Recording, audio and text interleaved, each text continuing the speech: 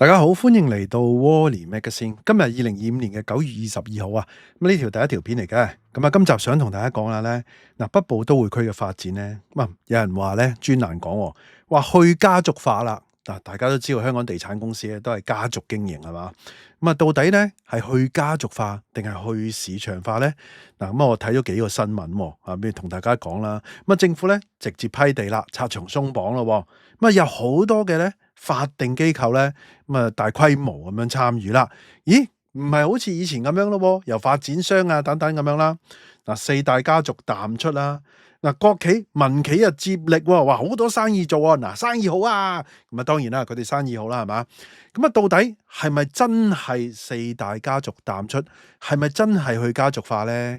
不如咧去片同大家咧講下呢幾個新聞，睇下啲蛛絲馬跡，同埋討論分析啦。去片。喺開始之前，希望大家免費訂閱我頻道 ，subscribe 我 channel，comment like 同埋 share 埋俾你朋友啊！如果可以嘅話咧，免費 join 埋我 Patreon 作為後備。行有餘力嘅話咧，可以喺 Patreon 嗰度咧每個月請我飲咖啡嘅噃。另外咧，我有一個最高級別嘅會員，有額外嘅內容啊，敏感嘅議題同埋一啲付費嘅內容俾大家嘅。多謝大家。啱啱咧 Yahoo 財經有一篇專欄就係講呢件事啦。佢話香港咧個北部都會啊，北部發展咧，預示香港去家族化。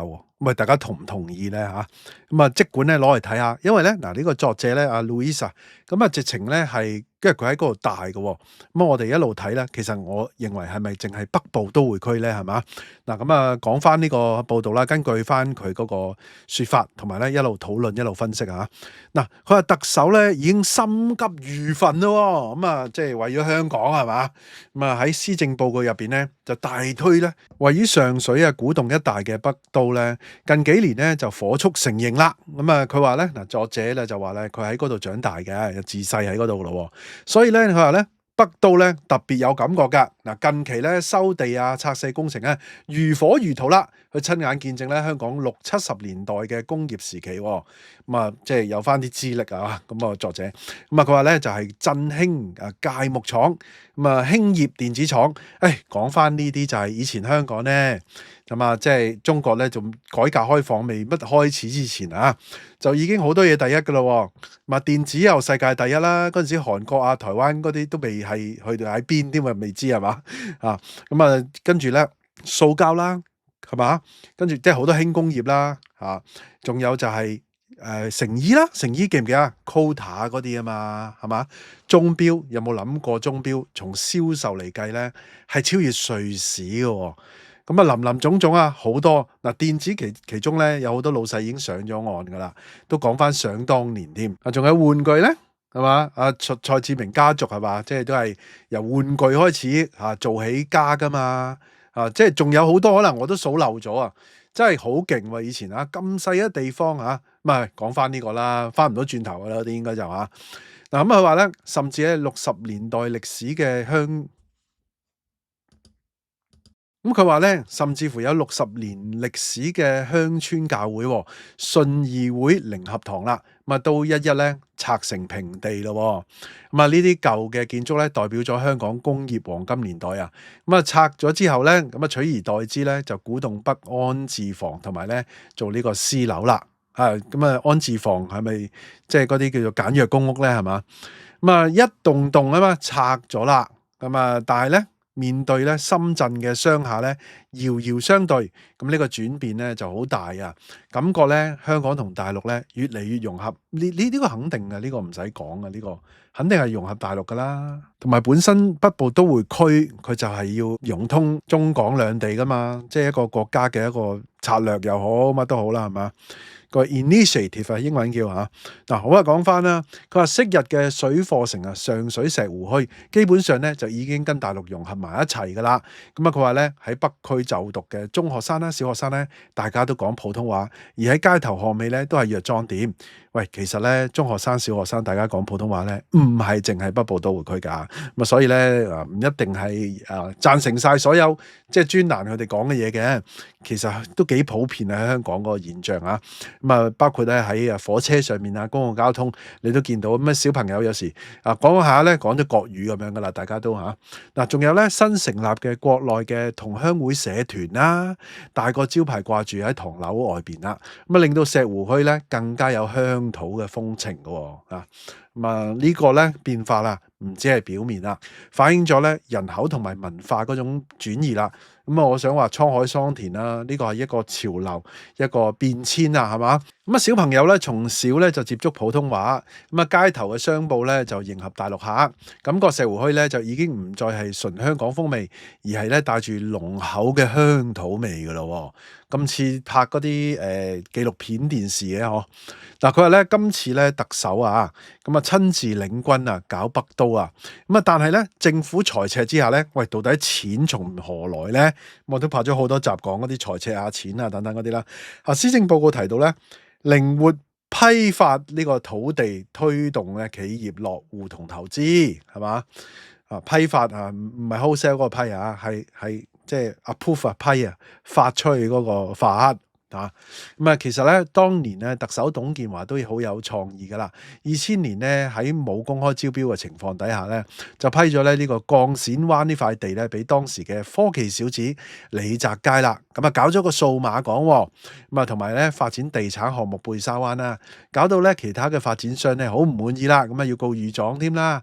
不過咧25年後嘅今日咧，北都咧都仿效數碼港嘅形式啦。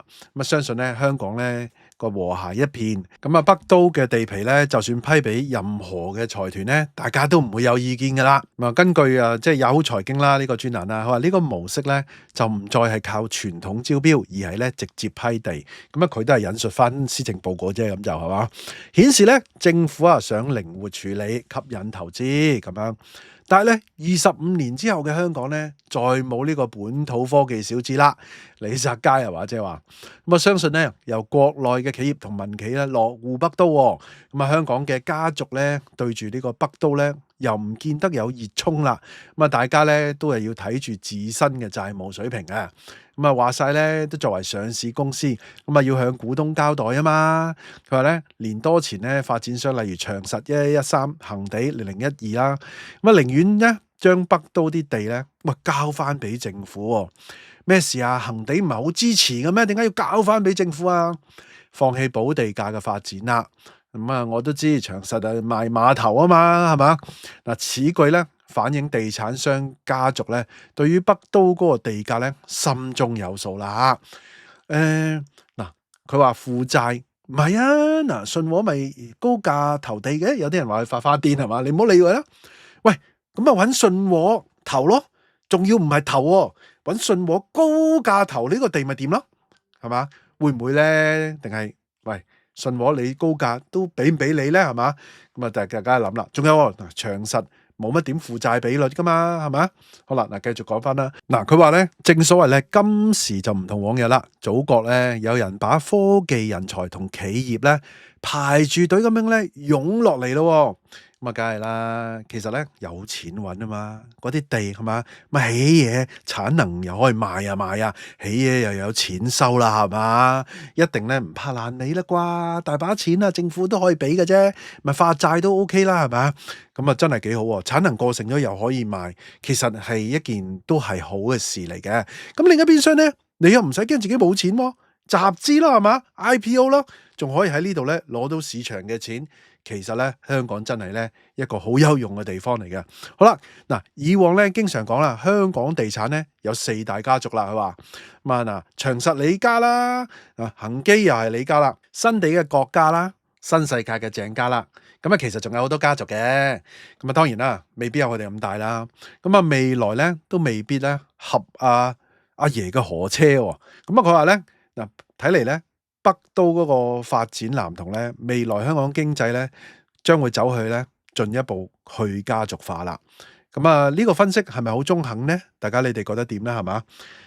其實咧顯示咗咧都唔係淨係咧土地開發啊，其實根本上咧經濟結構轉型，其實減少依賴傳統家族式嗰種咧地產商啊。其實咧佢就講北都，但係咧實在上咧。成件事唔係淨係北都噶，你睇下林林總總啦。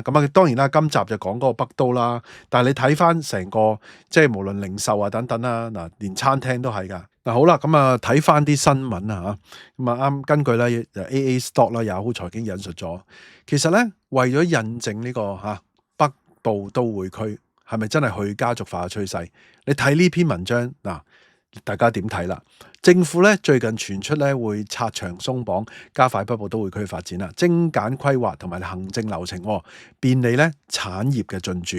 嗱，根據消息咧，當局咧接獲內地同埋海外企業咧表示有興趣咧落戶北都啦。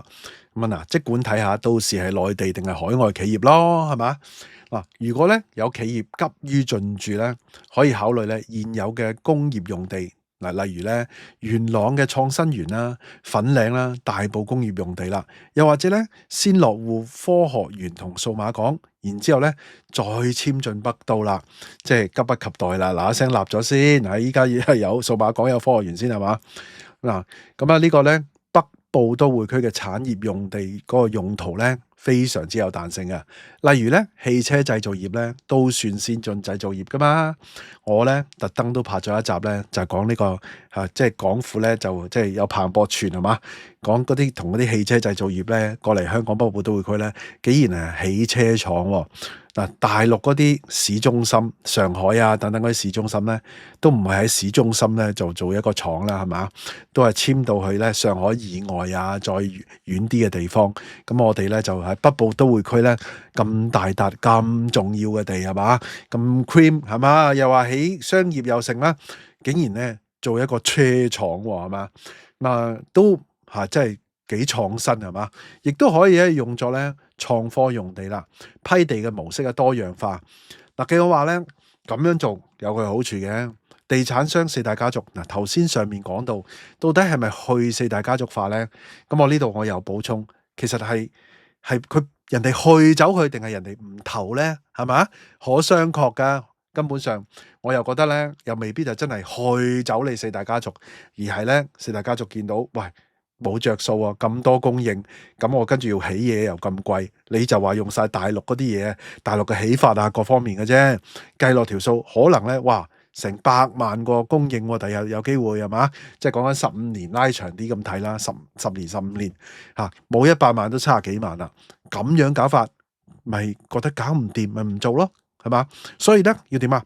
所以而家咧又要搞車廠，點啊？車廠一笪地擺喺度，好大笪地啊嘛，係嘛？即係你唔使再逐幅喺度翳人呢個頭嗰個頭咁樣，多元化多樣化點樣啊？靈活變通，即係話呢個唔得啊，做嗰個。第日咧可能有大家意想唔到嘅行業咧放喺嗰度。仲有啊，即係批地嗰個模式多樣化啦，透過招標咧可以用雙信封制。咩叫雙信封制咧？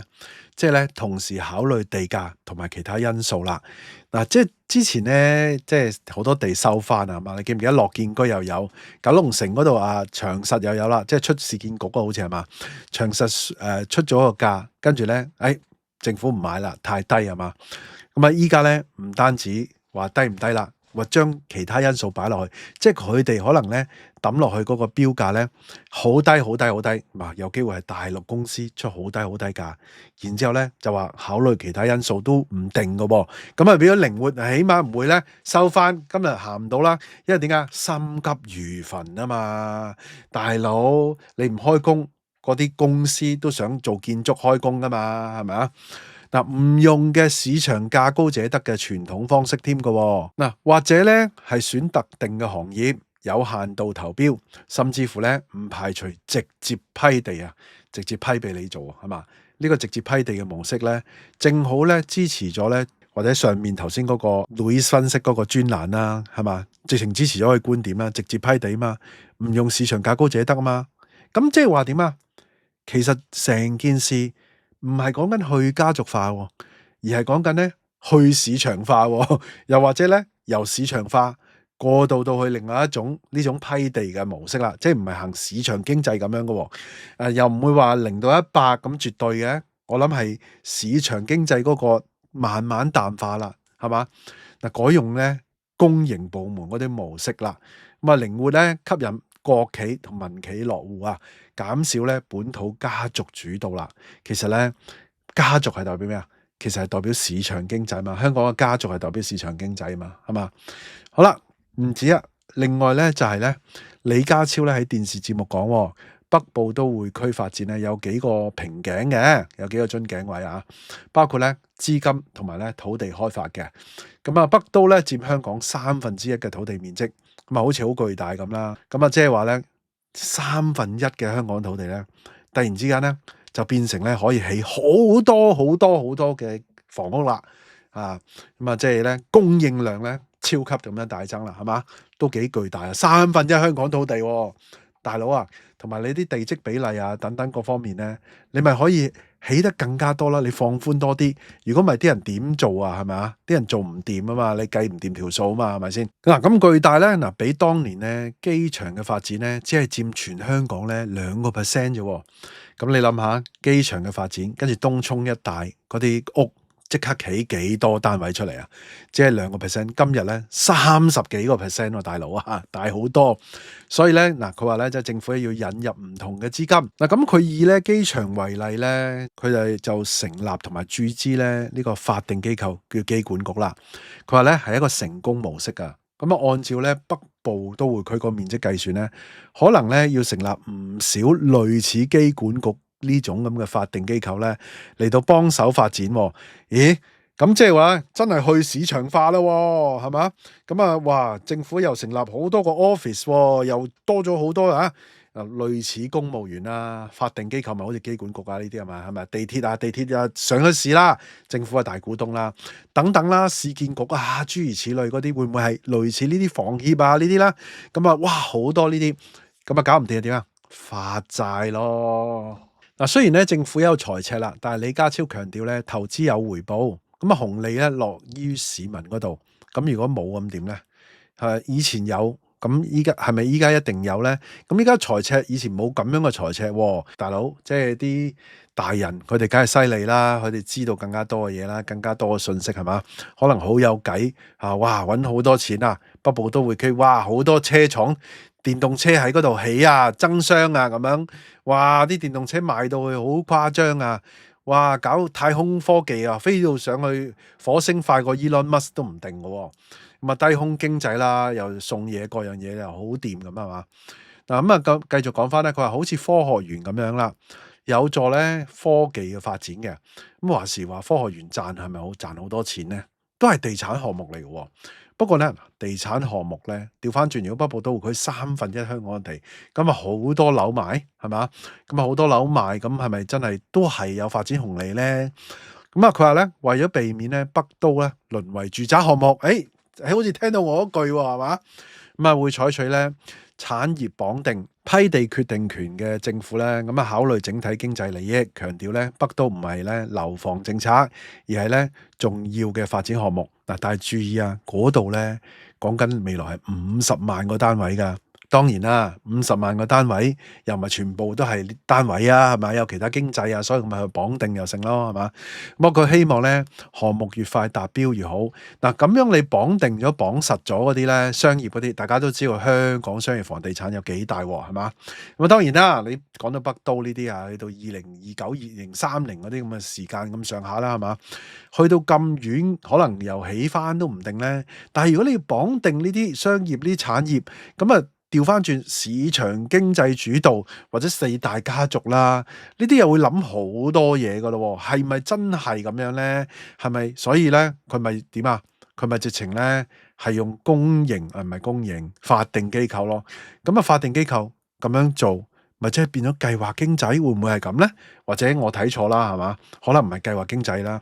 嗱，佢話咧訂立優先啦，因為咧項目龐大。咁啊，估算咧就唔準，但係集中精神力量咧，一定能夠加速嘅。北部咧就好似滿漢全席，唔係淨係咧煮一碟餸。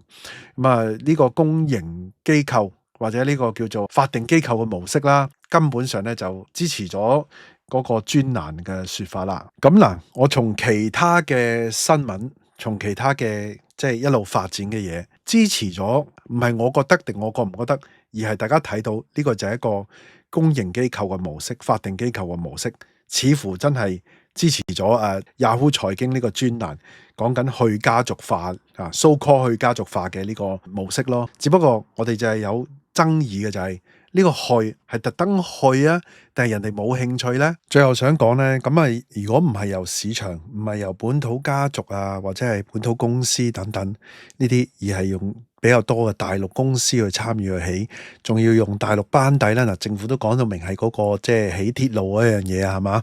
咁啊，仲有中央採購啊等等呢啲咁嘅模式，加上外勞呢啲咧，咁嚟緊就係呢個咁龐大成1/3嘅土地嘅一個咁大嘅工程咧，就會慣常咧就會用咗咧大陸嘅班底同人喺呢度噶啦。咁啊，久而久之咧，嗰個即係講緊啲人工啊、中位數啊等等嗰啲咧，就唔係用香港本身嗰個建築界嘅中位數人工喎。其實咧，唔係淨係前線嘅地盤工人㗎喎，中間啊工程師啊等等啊好多方面啊我成日講緊啦，呢啲即係中間嗰紮中產等等，其實最終咧會影響到，因為你成個規劃、成個發展係唔係淨係地盤工人㗎嘛，有好多人去參與㗎嘛。咁呢個正正係咧成件事係趨同融入嚇，咁啊最終咧人工咧等等呢啲亦都係趨同走向嗰個方向嘅。咁啊當然啦，唔係淨係講緊北部都會區啦，成件事成個即係唔同嘅行業咧，都係發生緊呢一個咁嘅時代變遷嘅咁樣咯。咁啊，無論中唔中意，其實佢都係一定係即係成日講啦，即係呢個首先容納融入。